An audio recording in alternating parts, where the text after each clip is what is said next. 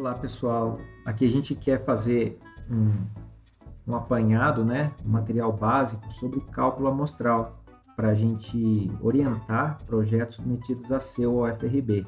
Essa é a intenção. Então a elaboração é nossa e a gente vai começar por definir a amostragem rapidamente.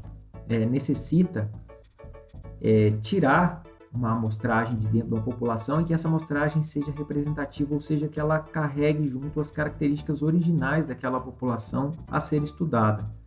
Então isso é muito importante no processo de amostragem, né? O que a CEUA tem a ver com isso? A CEUA tem por objetivo fazer cumprir as normas do CONSEA.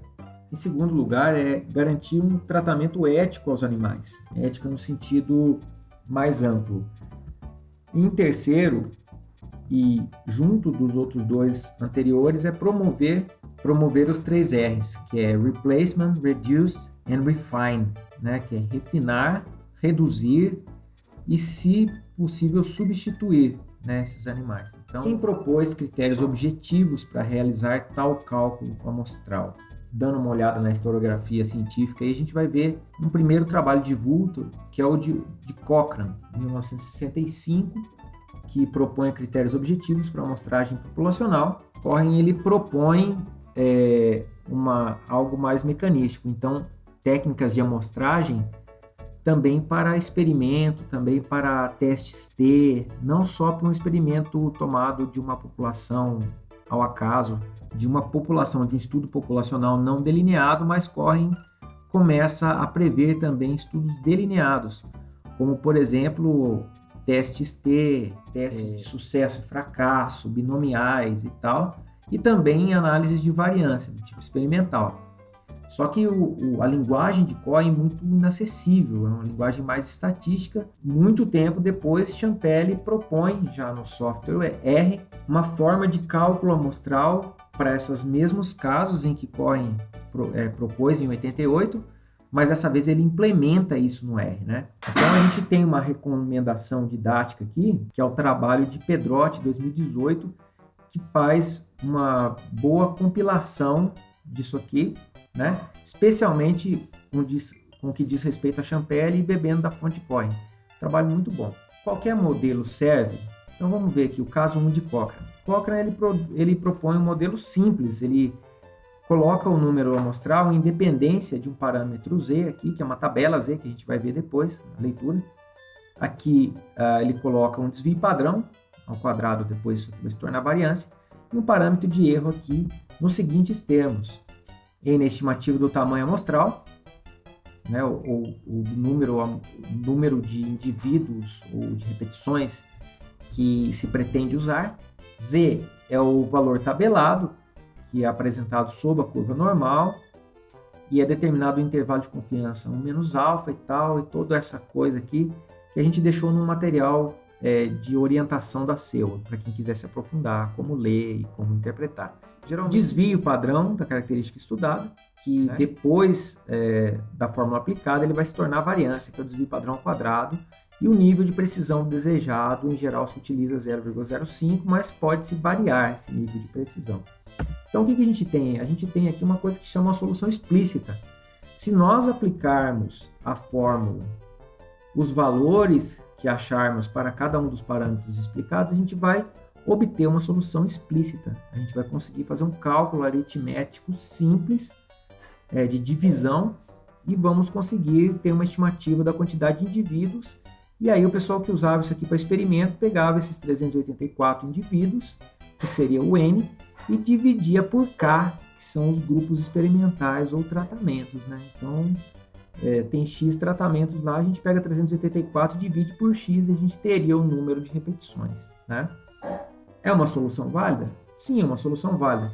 É uma solução precisa e adequada? Nem tanto. Então, vamos olhar aqui outras abordagens.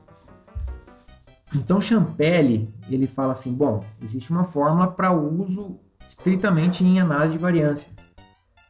Ele chama o N lá, que é o N amostral, ele chama de R, com referência a repetições. Como é um estimador, a gente usa o chapéu, né? Então, quer dizer, uma estimativa de R. O estimador de R é dado por gama, né? gama dado 1 menos beta, gama de 1 menos beta, e esse é o nosso parâmetro mais problemático. 1 menos beta é poder do teste, né? O K é o número de tratamentos e o F é o tamanho do efeito esperado. É uma fórmula bastante simples. Se a gente tivesse esses três valores de gama, de K e de F, nós poderíamos aplicá-los aqui e facilmente determinar o número de R.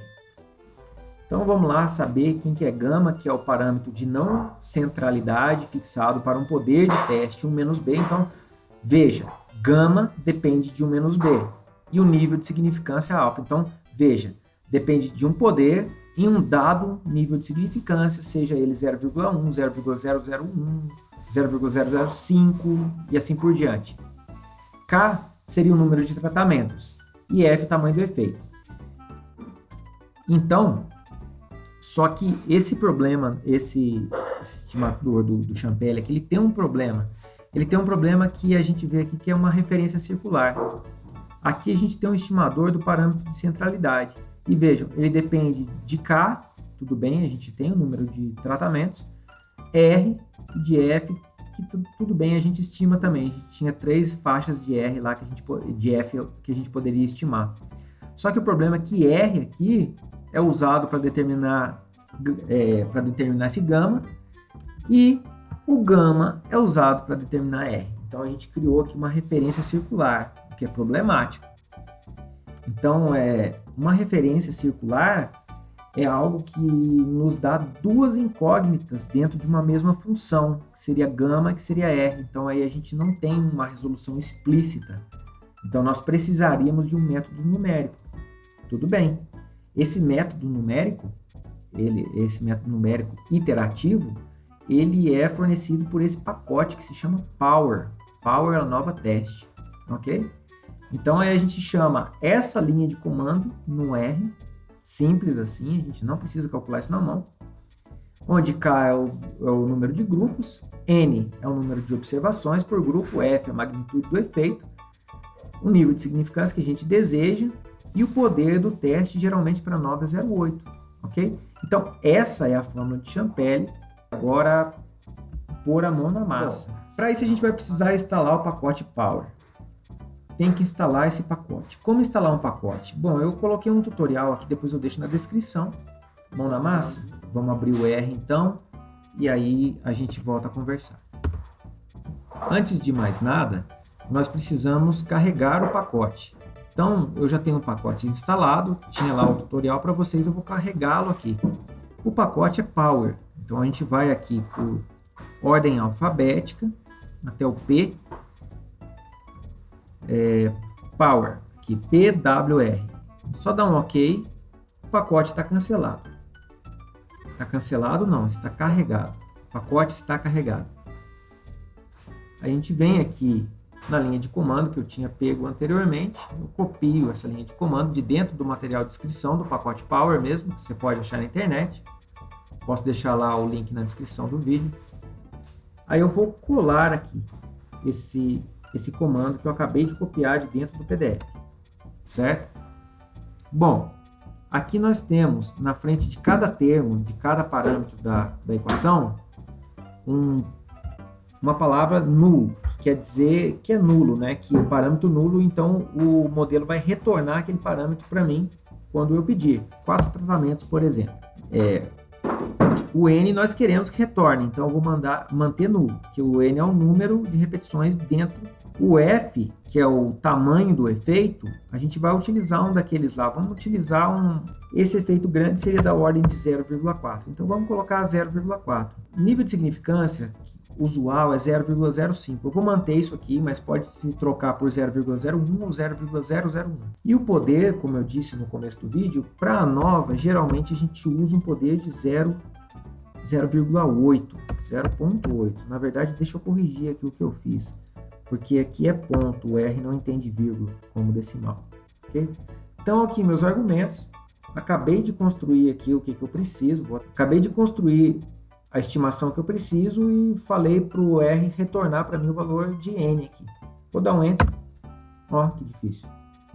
Então, são aqui 18 indivíduos que eu vou precisar de 18 repetições, que não precisa ser indivíduos, que pode ser rações, sei lá, pode ser qualquer coisa. Apliquem para suas áreas. 18 por tratamento, certo? 4 tratamentos. Então, o número total vai ser 4 vezes 18, ok? Então, tá aí 72, no caso, aproximadamente. Então, tá aí um exemplo de uso para o Power ANOVA Teste. Todos os materiais e referências desse vídeo vão estar na descrição do vídeo. Obrigado, pessoal, e por aqui nós terminamos. Um abraço.